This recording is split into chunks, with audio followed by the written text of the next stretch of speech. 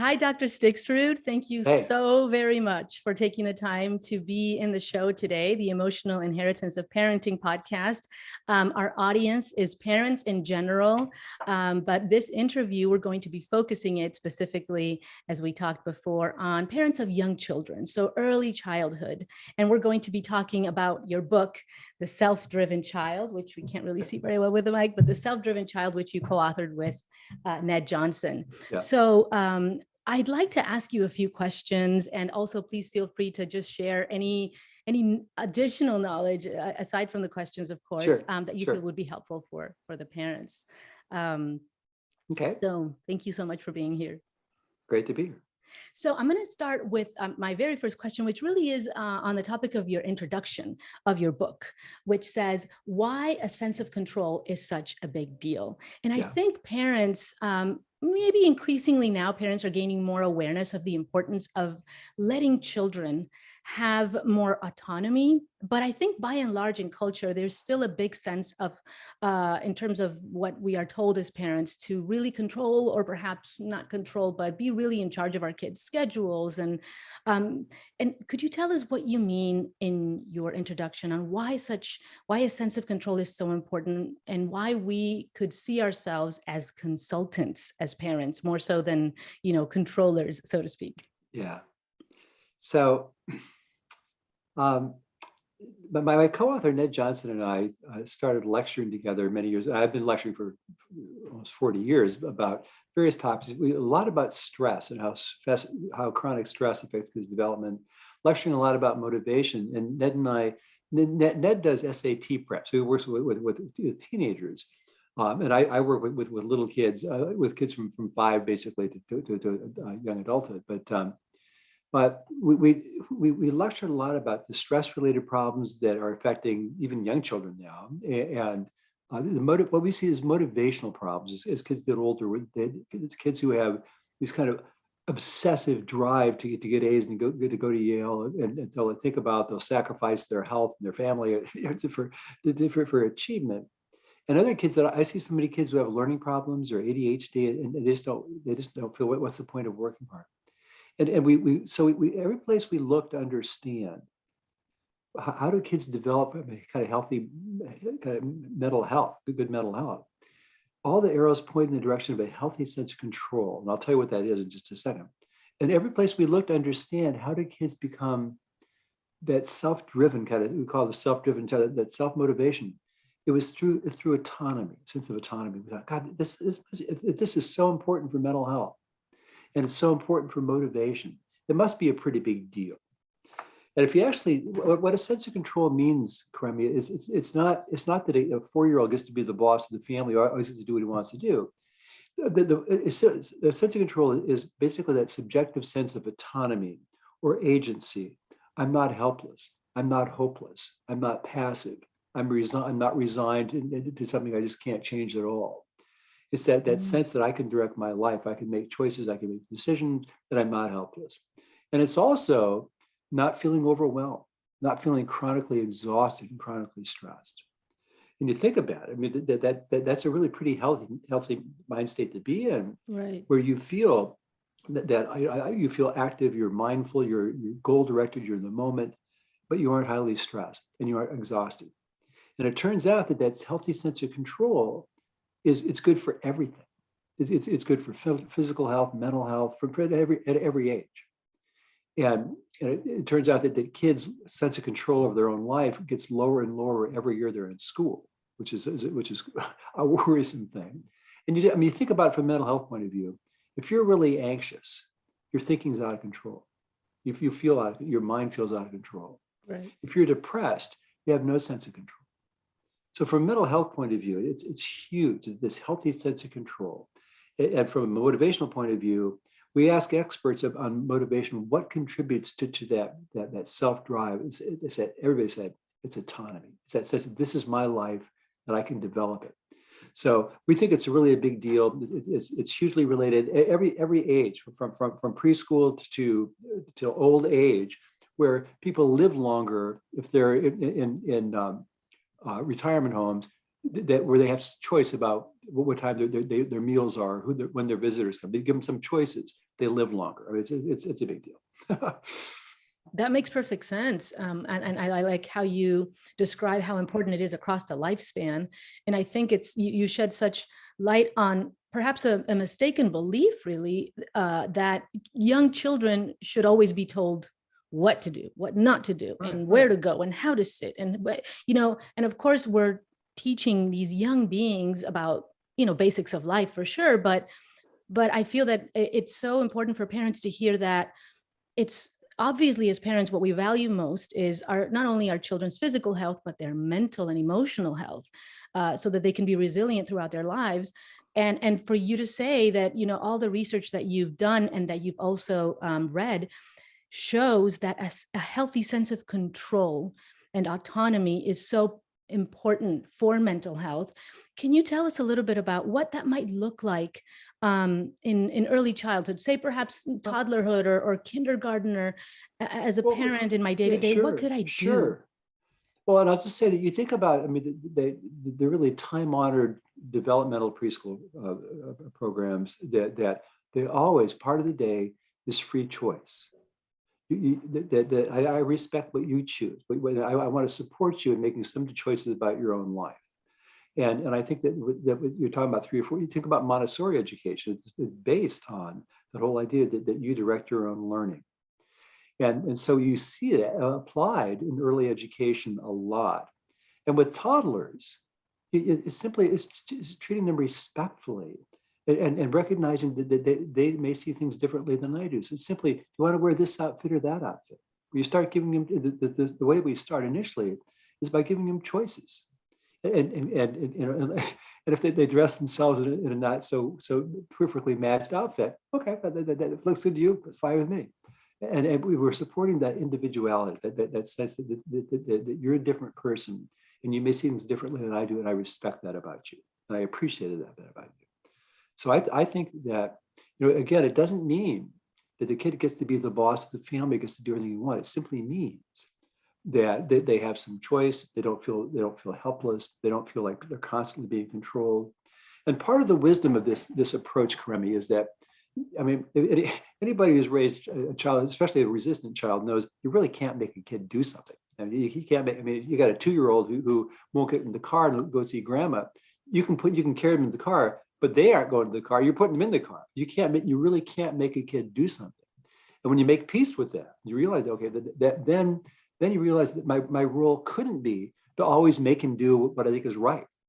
My role then starts to shift into being, how do I help my kid learn to make decisions for himself, learn to move in a direction that really supports his own goals. I mean, that ultimately, what I want for kids is I want them to be able to run their own life before they leave home.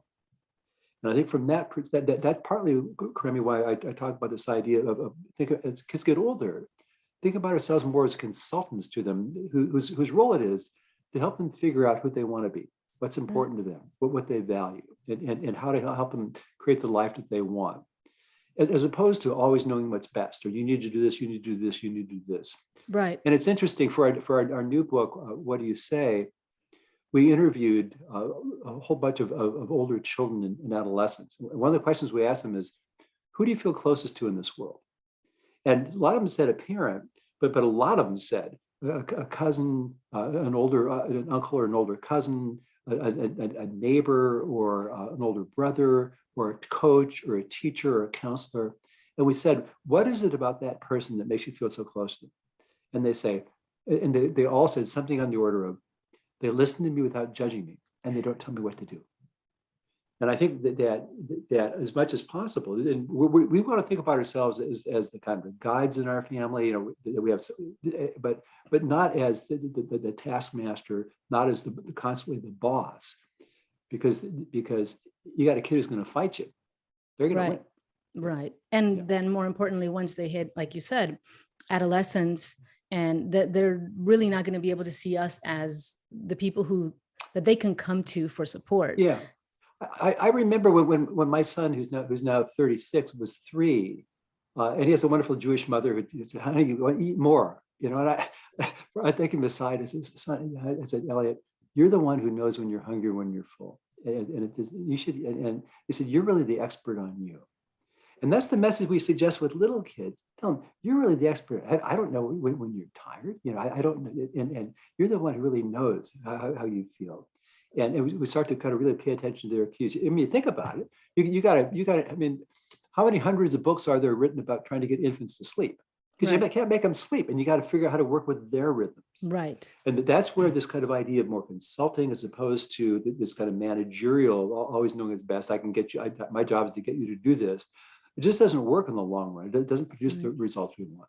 Right. And I think as parents, we have this goal or this vision for when our children are adults, that they will have the motivation, the intrinsic motivation to go after their goals, that they won't depend on others telling them what to do, when to do it, how to do it. And yet, if we're honest with ourselves, many times as parents, we're not allowing for that practice, for that development of their own motivation to come forth. We're managing them most of the time, or sending them to places where they're constantly being told what to do, when to do it, how to do it, at what time to do it. And they don't really get to develop that. And then they grow up, we expect them to have these skills and this connection to themselves, but they didn't really get a chance to do it. Yeah. It's a great point. One of the things that got me, started me on the road of thinking the way I think about this stuff is that I used to do a lot of psychotherapy in kind of mid 80s through the kind of late 90s. And a lot of my clients were in their 30s and 40s. And so often I'd say, how can I help? And they'd say that I feel like I spent the first 35 years of my life living up to somebody else's expectations. Now I'm trying to figure out what's important to me. And I'm thinking, okay, we should start earlier to really let kids know we value what's important to them. We want them to pay attention to what's important to them. And also, I'll just mention that I was in Houston lecturing about the self-driven child before the pandemic. And I happened to mention the most elite school, high school in Washington, D.C. And after the lecture, this woman came up to me and said, I'm a psychotherapist here at the Menninger Clinic, this excellent mental health clinic in Houston. Says, we know this school in DC really well because so many of the graduates get into the most elite colleges, but they can't handle them emotionally. So they take a medical leave of absence and they come here for treatment. And she said, to the one, they simply don't have enough experience running their own life, making their own decisions, managing their own problems. Their high school is just a series of jumping through hoops to creating a resume, really kind of disconnected from really what they really want, what's really important to them. Right. So they come here to figure it out. And we're thinking, let's start earlier here. Let's really help kids develop that kind of self-motivation, that healthy sense of autonomy, agency, and again, there's times where we set limits. We don't let our kids walk all over us, but also when you think about when you start to really take this approach, it's just life changing for so many parents and so many kids. Right. And you know what I love about your book is I love that you explain what exactly it looks like to give our children a sense of control, that you clarify that, and not only in explanation, but in examples of how, for example, I remember you had an example of, I think it was an 11-year-old who wanted to go to a movie premiere. And just a conversation that a dad or a mom could have with that child of, it's not, oh, it's a school night, so you can't go, but rather these are the pros and cons of going. And these are the advantages and disadvantages to staying home. Yeah. How are we going to handle, say, if it's really cold and you don't like staying in line really long, or if, say, we can't get in, how do you plan on handling that? So really preparing children for developing sort of a plan for how to handle that which they want to do, or for how they're going to handle it if it doesn't come forth, and letting them know we're here to support you. We're going to, help you make this decision. But at the end of the day, you can make it. Just make it an informed decision, as you say in the book. That's so valuable. Well, it just seems to me that we Ned and I think that there's the idea of parent as consultant. I'd be happy to tell you how I came to that idea. Yes, please. I'll take a step. I came to that idea because I saw so many families of kids, school-age kids, who just the homework, they'd say it's like World War III after dinner fighting about the kids' homework, or spend 3 hours fighting. And it just seemed to be so, especially because homework doesn't contribute to learning in elementary school. It seems so crazy to me. So I started recommending to parents, tell your kid, I love you too much to fight with you about your homework. I'm willing to do anything. I'm willing to do anything I can to help you. I'm willing to be your homework consultant. I'm willing to sit with you from 6:30 to 7:30 every night. But I'm not willing to have this be a big source of conflict between us. I'm not willing to chase you around the house to try to get you to do it. And I'm not willing to basically act like it's my responsibility, and really it's yours. And I think that idea, there's three implications of this consultant idea. One is that, and we talk about this in our new book as well, that we want to offer help, we want to offer advice, but we don't want to cram it down a kid's throat. We're looking for, we call it our new book, we're looking for buy-in, for receptivity, so that we aren't just blathering at a kid or telling a kid a million times and it just, just goes in one ear and out the other. And the second implication is what you're just referring to, which is we want to support kids in making decisions.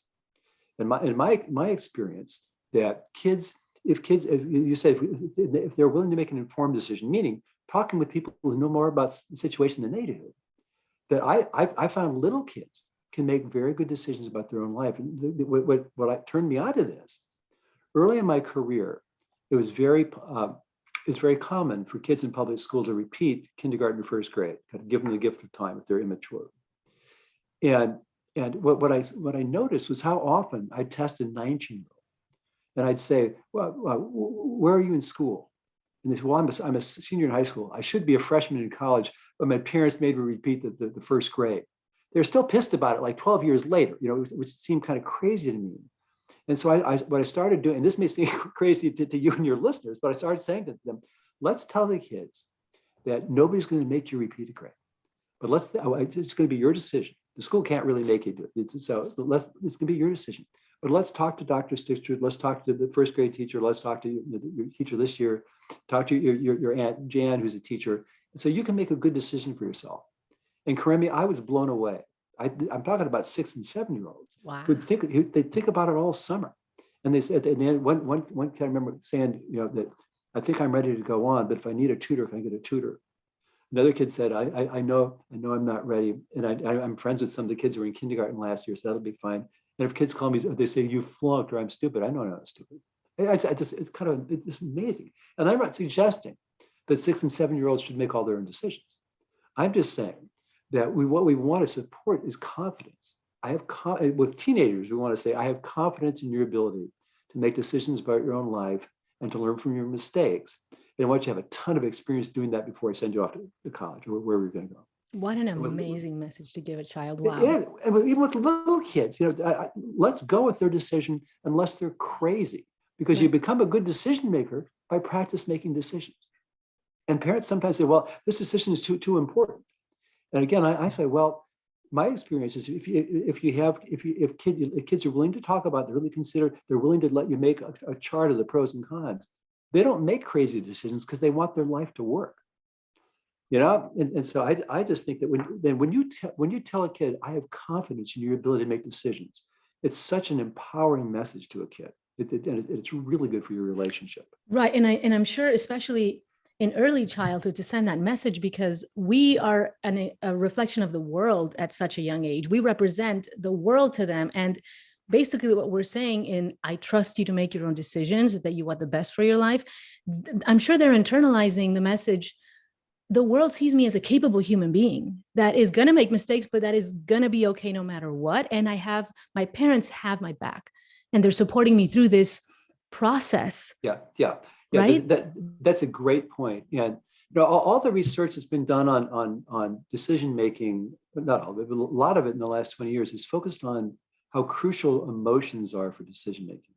We used to have this idea that people made the best decisions by taking their emotions out of the equation and just thinking rationally. And it turns out, if you have damage to kind of emotional centers in your brain, you can't decide what to have for breakfast. I mean, emotions drive decisions. So even with little kids, we want them to be paying attention to what do you want? What's important to you? Would you rather do it this way? How would this affect your sister if we do it this way? We want them to be thinking about this kind of stuff. And it's not that we require as kids to make decisions about family finances or stuff they know nothing about. But it's just this message that you want to do it this way. Well, I don't see any reason why not to. And also in our new book, we talk about how much more powerful negative messages are than powerful messages, and than positive messages. So you just saying no to a kid, you see this cascading effect of stress reactions in the brain. Whereas yes, or love, or peace, when you see that the frontal cortex activates in these emotional regulation centers. And so as much as we can, we want to be saying yes, or not saying no immediately, saying, well, let me think about it. Let's see if we can work out something out. In the same way with decision making, kids don't make crazy decisions. As much as we say that you want to do it your way, well, let's see how that works. It's not going to work for me, so we've got to figure something out. Mm-hmm. But not just saying no. And with as kids get older, we want to be very cautious about giving the message, I know better what's right for you than you do. In many ways, if a kid says, I didn't want to do this, no, you need to do it this way, you're saying, I know better what's right for you than you do. And in some ways, I mean, it's kids, sometimes kids can't think straight, and that's probably true. But for the most part, kids don't, because they want their life to work, they don't have crazy ideas. They don't make crazy decisions. So I think that decision making is huge, and letting kids, really encouraging kids to pay attention to their own emotions about what's important, what might work, and then negotiating with them and brainstorming with them about how to make things work. Right. I think, and I'd like to ask you if you've noticed this yourself. As a parenting coach, I see that many of my clients, when they want to do some inner work and improve their family dynamics, they inevitably need to look within at where they can grow as human beings and where they are contributing to the dynamics, right? And I think that, and please tell me if you've seen this, for parents who struggle to sort of release some of that control, and try to shift to a more consultant and guide role for their children, I would imagine that they're struggling with anxiety about what is going to happen then to my child. And perhaps that anxiety is, there's something reflected in their own lives where perhaps they feel out of control, or that their life isn't quite where they would want it to be, or be it job-wise, or in their marriage, or in, just as human beings. And sometimes unconsciously we project our own anxiety onto our children, perhaps our own sense of not having achieved what we would have wanted. And then we're so scared that our child will be that way and turn out that way. And then we just, come with that unconscious belief that we project onto a young child or a teenager, not realizing that they're their own human being. They don't need that passing down from us. Have you noticed that with your clients, the parents of the children that you've seen? Yeah, no, I think it's a really interesting point. I think that that in terms of the kind of the last point, one of the questions I ask parents, that if they're really upset that the kid has some qualities that the parents do, that they're worried about. I say, I'll say, would it be okay if your kid turned out like you? And most times the person, yeah, that wouldn't be so bad. I don't know why I'm so worried, but sometimes they'd say, no, that'd be awful. And then it just reflects the kind of work that the parents need to do to heal themselves. But, to the first point, that part of the reason that Ned and I landed on the sense of control is that really the organizing kind of focus for our book and for much of our thinking is that you can summarize what makes life stressful with the acronym NUTS. And it's novelty, unpredictability, perceived threat, and a low sense of control. The S is the sense of control. And it's that low sense of control that's the most stressful thing you can experience, because you can be in a new situation or unpredictable, even a threatening situation. But if you have a sense that I can handle this, it's not that stressful. It's when something's happening to you or your child and nobody knows what to do about it. That's the most stressful thing in the universe. And what happens is if we try to pull back a little bit on controlling our kids, we get more anxious because we have to sit on our hands. We have to zip our lip, which by definition makes us lowers our sense of control and makes us feel more anxious. But actually, and there's been studies that showed with like school age kids that studies of a kid and mom in a room. The kid has a puzzle, this electronic puzzle to assemble, and it's much harder than it looks. And the mom's only instruction to the mom is don't help. And so the kid starts to get frustrated. Every single mom in the study can't stop herself. It helps the kid. And when the mom helps, her stress level goes down as measured by her heart rate, and the kids goes up. And so in our second book, I mean, I'm not sure we really realized until we started working on our second book, why if you start to make this transition, it's initially more stressful because you're experiencing more of a low sense of control. Mm-hmm. So I think that yes, and certainly there's some parents who really hold on, who need a stronger sense of control. Other people who are, can roll the punches easier. But I do think you're right that certainly the more we cede control, that initially, the more anxious we can be, and we know that anxiety is contagious. Yes, So for is sure. calm. Fortunately, so is calm, which is why we talk in both our books about parents moving in the direction of being a non-anxious presence Mm-hmm. in their families. Right. I thought that was such a powerful statement to make because it brings us back to us. And rather than focusing on what now I want to do for my child, which we always think about it as parents, okay, how can I turn the mirror back on me in an objective way that shows how I can just transmit this and let the child absorb it in their own way and manifest it in their own way. Right. And go ahead. Oh, no, please go ahead. No, just I mean, I think for most of it, it's not intuitive to realize that one of the best ways we can help our kids, if they have anxiety, is to manage our own. I didn't make up this phrase non-anxious presence. I got it from Edwin Friedman, who was a rabbi and a family therapist and a business consultant, and he worked with systems. And he said that systems work best if the people in charge are not highly anxious and emotionally reactive. You think about it, you got a 2-year-old who's having a tantrum in a store. It's much easier to deal with it if you stay calm. It's impossible to calm an infant if you're really highly stressed. You got a 10-year-old who comes home and he's really upset because he didn't make his little league team. That it's much easier to really be helpful if we stay calm. And so, a mantra of the Navy SEALs, it turns out, is calm is contagious, because all emotions are contagious. And certainly, Ned and I like to think about home as a safe base. Mm-hmm. That life for most of us is stressful enough outside of the house. But with COVID, the blurring between inside and outside has become more.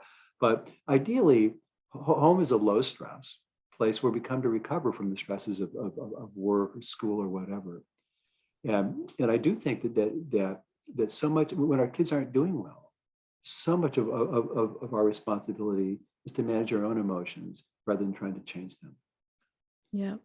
When you mentioned about stress, as I'm sure you've probably seen, parents who have children, say, with a learning disability or with ADHD, have their own sort of set of different stressors or worries, perhaps, about how they are going to do in school, et cetera. And I love that in your book, you have a specific chapter dedicated to how parents can apply this to their family dynamics with children who perhaps have ADHD or a learning disability. And I love that you show how these children also have shown that they can make good decisions with the guidance and consultation of their parents. What would you recommend to a parent who's listening, who has perhaps a child with ADHD or a learning disability or a learning difference, to approach this very important point of promoting a sense of autonomy for their children? Yeah, well, because most people don't like being told what to do, and because you really can't make a kid do something, and because the last thing you want is to have your relationship just charged tremendously by kids' schoolwork. That in my opinion, the same principles apply. You got a kid with ADHD. In order to function well, they really need more structure, more supervision, more support. But the idea is we don't want kids constantly fighting our attempts to provide those things. And so that's why we say we want to offer help, but not try to force it on a kid who's fighting it chronically. I mean, it turns out that the kids who get the most consequences, because they used to often get a lot of negative feedback, but the kids who get the most consequences commonly learn the least from them. And so my experience, and one of my two children had ADHD and learning disabilities, and I just completely walked this self-driven child walk of, I would offer, I'd say, I'd sit down, I'd be a homework consultant with my son from 6:30 to 7:30 some nights if he needed me. I'd see an assignment he did in second grade, and he just kind of dashed it off. I said, want a little feedback about this? And sometimes he'd say, yeah, I probably should do a better job. Sometimes he'd say, that's good enough. And I'd say, this is your work. I respect that. And he got a PhD in psychology. He's incredible. But I just walked this walk, and it'd be because I knew that kids' grades in elementary school and middle school, high school, have very little predictive power. So my job wasn't to make sure he's always doing every scrap of his work in. My job was to help him understand that I loved him no matter what. I was there to support him, that I couldn't make him, I didn't want to fight with him about some stupid stuff. And that I understood I can't make you do this stuff. I'm not going to fight with you about it. So my feeling is that, especially with ADHD, you got hyperactive kids, you need to work on setting more limits with them. But ideally, you work collaboratively. What do we need to do here so that you don't get in trouble? I mean, like that. You work with kids collaborating to figure out what are the right kind of limits, what's the right kind of structure, what works best for you. When you get home from school, if you got work to do, what's the best time to do it? Let's find the best time to do it. Like that, as opposed to you're doing this and this and this and this. Right. And so I think that the same principles apply, and even with kids who have really bad autism, that promoting autonomy, the way kids don't become independent, they don't grow up to be independent without a sense of autonomy, without the sense that this is their life. And so I think that there's hundreds of studies on the benefits of supporting autonomy in students. Mm-hmm. So I think it applies really to a wide range of, Right. of issues. When you mention, students right now, how do you recommend, say, perhaps parents approaching this? Let's say that we do this in the home. We try to provide the sense of autonomy that our children need and to serve as their consultants. But then if parents say can't unschool or homeschool, and they decide, I'm going to send my child to public school where it's very different, right? From, say, perhaps the environment, the emotional and psychological environment we want to set in our home, where there's, the bell rings and now this needs to happen and now you need to study this and now open your book. And then if you don't grab a hall pass, you can't go to the bathroom.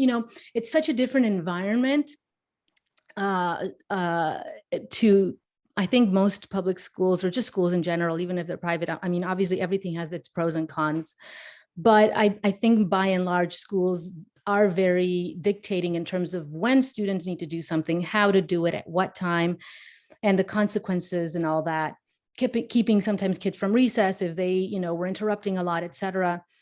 How do you recommend a parent sort of reconcile that, knowing that, okay, I want to do this in my home, and yet I have to send my kid to school where it's very different environment?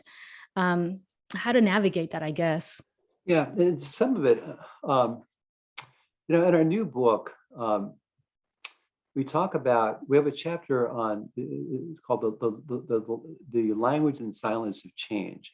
And it's about the idea that you really can't change somebody against their will. You can't change them, unless they're asking you to help them change. What you get is resistance and conflict.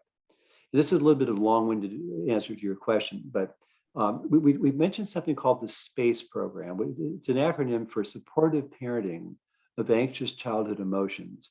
It's a program developed by Ellie Leibovitz at Yale that focuses on childhood anxiety, but only works with the parents, and that teaches the parents how to do some things to help the kid with anxiety. And actually, the work with the parents is as effective at lowering kids' anxiety as therapy is for the kids.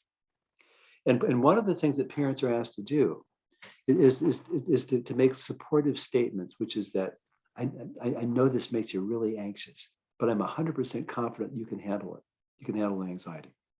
And so with the situation you're describing, the relevance to what you're describing is that with a kid who's had a lot of autonomy and is going to a situation in a public or private school where there's much less, we talk with the kid about it and said, this is going to be kind of a big culture shock for you, because you have to ask permission. You have to, this kind of is much more regimented. But I know I know you're a strong kid, and I know you can handle it. And I'm happy to say that I'm working with this group of educators around the country. Ned and I who are committed to supporting student autonomy, and from including from little kids to high school, in public schools and private schools, and working together. How do we do this? And so that there's a lot of interest in this kind of area. So hopefully public schools and private schools will be moving more in this direction. But the main thing is that if this kid has to go to public school, then what we want to say, I know this is going to be hard, it's a big judgment, but I'm 100% confident you can manage it. Because it's not that we want kids. It's not that we don't want kids to experience any discomfort, because you don't develop what we call in our second book high stress tolerance, being able to function well in stressful situations, or resilience without handling hard stuff. That's right. Yeah. That's how your brain develops. That what happens is, for little, you got a 3-year-old, and something stressful happens, and the 3-year-old can figure out what to do about it. What happens is that when the 3-year-old is trying to figure out what to do, the prefrontal cortex activates, the part of the brain that can think logically and put things in perspective. And when the prefrontal cortex activates, it dampens down the stress response. So something stressful happens, the kid goes into coping mode, tries to deal with it. And then when we actually successfully manage it, it basically conditions the brain when something stressful happens to go into that, to go cope, as opposed to try to avoid or freaking out or crying or whatever. And that's what we want. We want kids to have the experience of something stressful happen, and with support, being able to figure out how to handle it, because that's what builds resilience over time. So it's not that we don't want to feel sorry for a kid. It was, oh my God, he has to go to public school. It's so awful. Well, it's not all. It may not be ideal, but he can handle it. He's a strong kid, and he can handle it. Yes. Could I ask you if, you know how when children are young, we want to expose them to different activities and things so that they kind of find what they're into, what their talents are, what their joy is. You mentioned this in your book, and please correct me if I'm wrong. Sort of the message that I took from that part was, some about music, for example, how amazing music is for brain development. And some children might not even want to do it in the beginning, but once they do it, they enjoy it. Other kids, they really enjoy it from the get-go, and they actually wanted it. But that when children are really chronically resisting it, like passionately resisting an activity, that's when we kind of need to listen, even if we feel that it's really good for them. What would you recommend be an approach for parents of just children in general, or not even necessarily young children, who are thinking, you know what, there's so much in life that I'd like my kid to know about, sort of expose them to sort of gauge, this is me being a little maybe too controlling, this is me really pushing my kid to try harder? Because sometimes I know the children might go, well, I don't want to go because it's a competition and it's a soccer game and it makes me nervous. And kind of how do you recommend parents assess, is this good for me to kind of push them to develop that resilience, or is this me, should I really listen to that statement they're making? It's a really great question. And I say that in part because, I in the Self-Driven Child, I mentioned that my parents, my parents could tell I was pretty musical, because I could, they had a piano, I could just pick stuff up in the piano by ear. And I wanted to play the accordion of all things when I was 8. And they said, well, we'll if you take piano lessons and demonstrate that you'll practice, then we'll buy an accordion. I realized I had to read music, and I had a good year. I didn't really want to read music. And I took lessons for about 2 months, and my parents, I'm endlessly grateful to them. They let me quit. And then 4.5 years later, when the Beatles came out, that I, like so many people in my generation, I got into a band. And I play in a rock and roll band to this day, and I play and sing more than almost anybody I know who's forced to practice. Wow. So on the one hand, it doesn't make sense to fight with a kid chronically about practicing or that kind of stuff. On the other hand, the space program I mentioned, where one of the things that parents are asked to do is make these supportive statements. The other thing they're asked to do is to realize is to pay attention to the way that they make accommodations to kids' anxiety, to make so the kid won't be as anxious. But those kind of accommodations actually make the kid more anxious in the long run. Mm. So, that part of if a kid otherwise likes going to soccer, but is worried the term is coming up, I'm really anxious, I don't want to go. What we can say is things something like, I couldn't make you go. I could put you in the car, but I couldn't get you on the field, and I'm not going to try to force you. But I think it's really important that you go, and I know that you're anxious about it, but I'm 100% confident you can handle your anxiety. And so I'm going to drive you to the field, and if you decide I just can't go on, there's nothing I can do about it. But I know that you can manage that anxiety. I know you love playing soccer. But if you take a kid to soccer and they just can't stand it, they just are a team sport kind of guy or girl, then find something else. You can get 8-year-olds into rock climbing. There's some kids into fencing. There's a lot of like individual sports, gymnastics. I have some concern about gymnastics for older girls, particularly, but for little kids, gymnastics is an incredible sport. And there's some camaraderie, but it's not really a team sport in the sense that you have to interact with other kids all the time. Mm-hmm. So I just think you kind of keep it, and just you kind of ideally exposed to stuff. The kids don't want to do anything. And you say, well, in our family, we do one thing. We always have one extracurricular activity. We do one thing that we do outside of school or work. Mm-hmm. You kind of make a kind of family rule like that. And so but that usually works. If it's a kind of family rule, everybody. So what do you want to do? Your choice. That makes sense. Yeah. What would you say is the main pushback you've gotten from parents, from your clients, and what would you say is the main, just expression of gratitude that you've gotten? I'm sure you've gotten pretty much this in terms of the parents of the children or adolescents that you've seen saying, wow, I did not know this. I wasn't aware of this. Thank you so much. What has been that sort of takeaway that most parents have gotten? And what has been the main pushback that you've gotten from parents? Well, in terms of the pushback, it's hard for people to really challenge the basic ideas, because the basic idea is in part, kids want their life to do well. Kids are capable. That you couldn't really make a kid do something, so it couldn't be it couldn't be a parent's responsibility to make your kids do stuff, or to make them turn in their schoolwork, or to make them do better at something. It couldn't be your responsibility because ultimately you couldn't make them. So that shift, nobody really argues with the shift in thinking. Sometimes what happens is people, it's hard.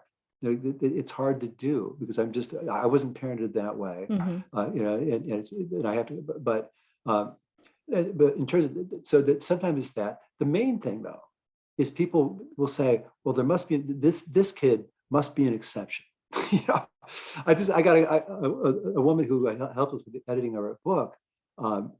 Has a daughter who has learning disabilities and wasn't turning in her math assignment or something. And her math tutor said, well, maybe this approach doesn't work for everyone. Maybe you need to be sitting on the kid more and get her to finish her assignments. He's like 12 years old. And so she talks to Ned and me, and we kind of said, well, what if the implication is that you go back and sit and try to fight with her, and that making homework, again, a big part of your relationship, a painful part of your relationship with her, is in the long run. Do you think that's more important? The assignments are that important? It's a willing sacrifice in your relationship with this kid. And she's like, what crazy thinking, and I just got a call. I had a Zoom meeting with a woman who loves both our books and loves these principles, but is encountering kids who in public school here where I live in Maryland, if they don't turn in an assignment on time, there's no penalty. So, well, these kids are turning in late. What do we do? There must be something we need. Maybe this approach has limitations here. And I just talk her through the basic rationale. So what are you saying? You're going to try to make him do it? You're going to say, you have to do that. How does that go? You say, you have to do that. What do you do if he doesn't do it? And just say, well, they realize that there aren't really exceptions. If you realize there are some kids who we want kids to have everything they need, all the help that they need. I mean, I work with kids who have learning disabilities, autism, anxiety disorders, ADHD, and I want them to have all the structure, the support, the help they need. I don't want them to spend most of their energy, especially if they're older, fighting other people's attempts to help them. That makes sense. That makes So, sense. I just think that those two things. Number one, it's emotionally hard because we're giving up control and it's stressful. And number two, there must be an exception because I pull back, I'm pulling back, but my kid's not stepping up to the plate yet. Right. I think, and even though it is emotionally hard because we either weren't raised that way or culture, we might see our friends or our family, perhaps raising their children in a very different way. I have my kid enrolled in ballet and in this and in that. And what is your kid enrolled in? And sort of like that pressure, right? Oh my goodness, my kid isn't in this and that. He's just in this. Or right after school, we just, he plays with the mud at home, right? But I think that it's, one of the main takeaways I'm taking is it's not only great for our relationship with our children to help them feel autonomous, based on their developmental stage and everything, but and with our support, not only is it great for their, mental health, also just brain development wise, they are developing the skill to make good decisions in their lives, but also for our relationship, especially as they grow older, that we can be a source of support for them and that they won't then be looking for, say, a friend because that friend doesn't judge them. We are the ones that have always been sort of judging that those valuable things that we can really help develop in our relationship and in them as human beings. That's beautifully put. I mean, I think that's exactly right. And it's what you said is just so consistent with what we talk about in our new book as well. We started a new book with a chapter on developing that close connection with the kid. And then we go into the language we use as a consultant to our kid, the language we use and a non-anxious presence is some of these ideas.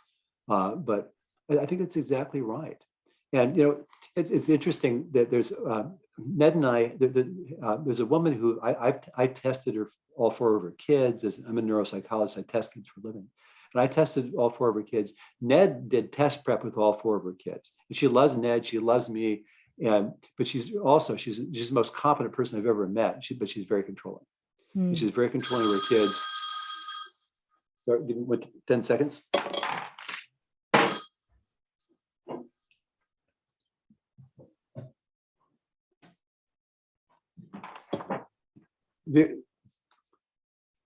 But she's incredibly competent. But she's also really controlling. And I tested her oldest son when he was 15, and he was a hot mess. I mean, everything. He was terrible in school, a lot of emotional issues, wasn't doing well socially, constantly fighting with him about his schoolwork.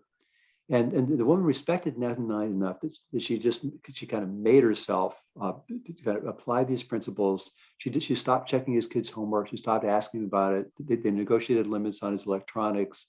But I didn't look at his report cards for 2 years. And she took a very demanding job so she wouldn't have to spend so much time sitting on her hands. But she sent us an email about a year ago and said, he's in 12th grade now. And he just made the National Honor Society. And 2 of his teachers just wrote me and said, what an incredible human being he is. And nobody would have said, and what people said about him when he was 15 was just so negative. And I think that she became a believer, even though it wasn't intuitive to her at all. And we just see this happening all the time. Wow. Where people apply these principles. And a dad a local dad read The Self-Driven Child. He said, it just transformed my relationship with my son. And we have so much more open relationship. And the son basically had developed a lot of anxiety, and eventually went in a wilderness program for a month, like 6 weeks, and then came back. And so doing this doesn't necessarily prevent all problems, but the dad said, God, having this relationship with him before he left, and when he came back, just having this really trusting relationship with him was just so beautiful. And when he came back, he was incredible. I mean, he kind of worked through some stuff, and he was incredible. He was so grateful to his dad for basically trusting him and respecting him, and not kind of constantly being on him, constantly second guessing him, constantly feeling the need to criticize him. Yeah. Wow.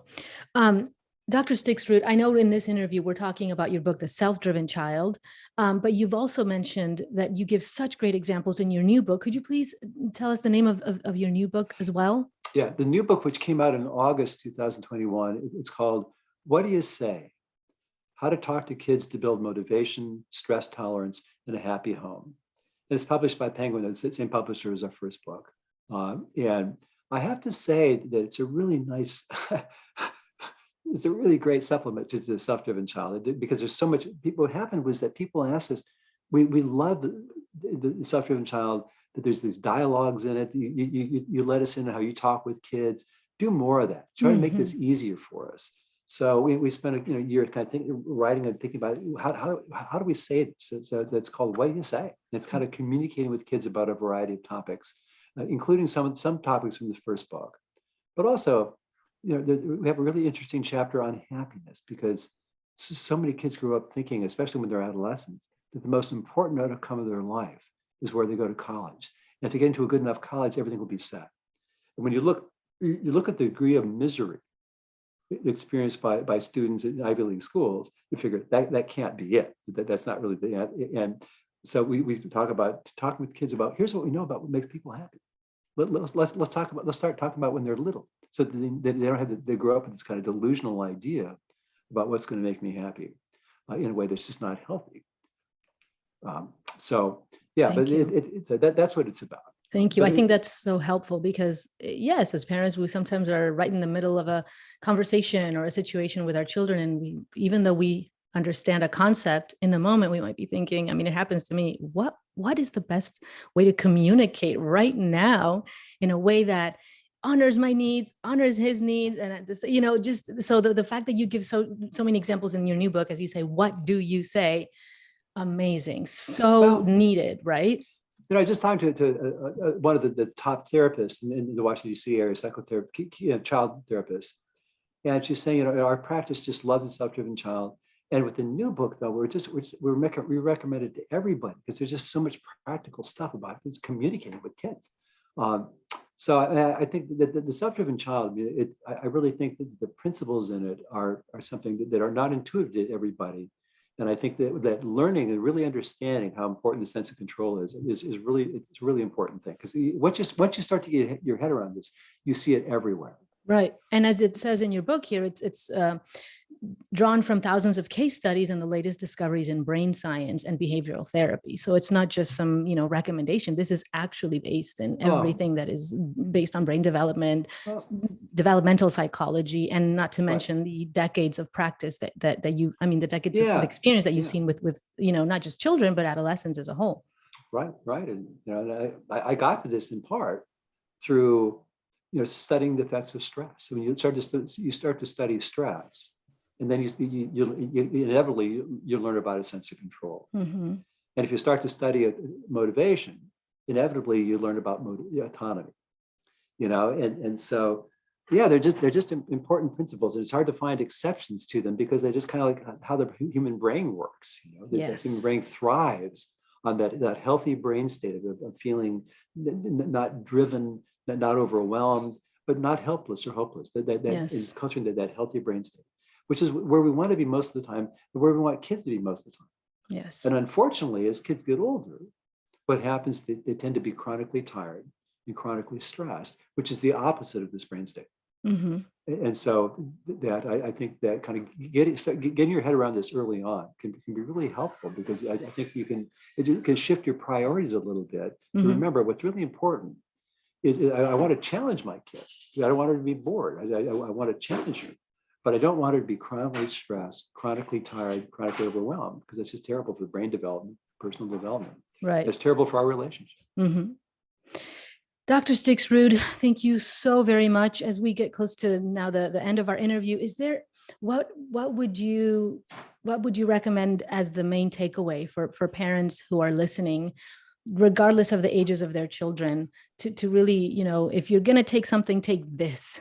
Yeah, I would say that the main thing is is three things. The three implications of being a parent consultant. One is try to offer you got advice for your kid.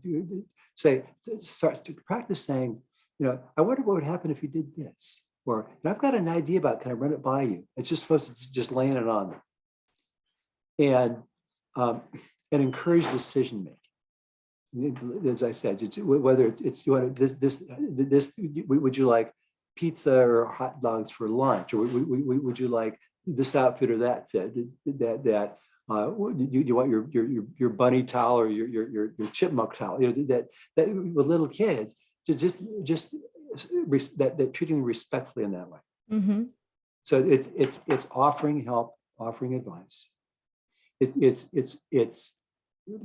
promoting decision making, and it's letting kids. I haven't talked about this much, but encouraging kids to solve their own problems. Mm. Without, we have to resist that urge. We talk a lot about this new book, that resist that urge to just jump in and solve it for them. But again, it's through that process of solving their own problems, the kids they develop the confidence that I can handle stuff. Mm-hmm. Thank you very much for sharing your wisdom, your expertise.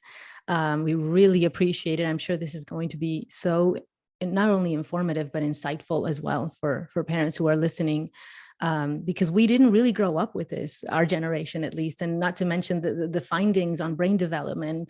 They weren't there when we were being raised, but it's, again, with the advice of making informed decisions, as parents, we can now make informed decisions as to how we can better help our children to develop the resilience, the mental health, because you are informing us, you are letting us know what actually is, and now we can begin to grow from that.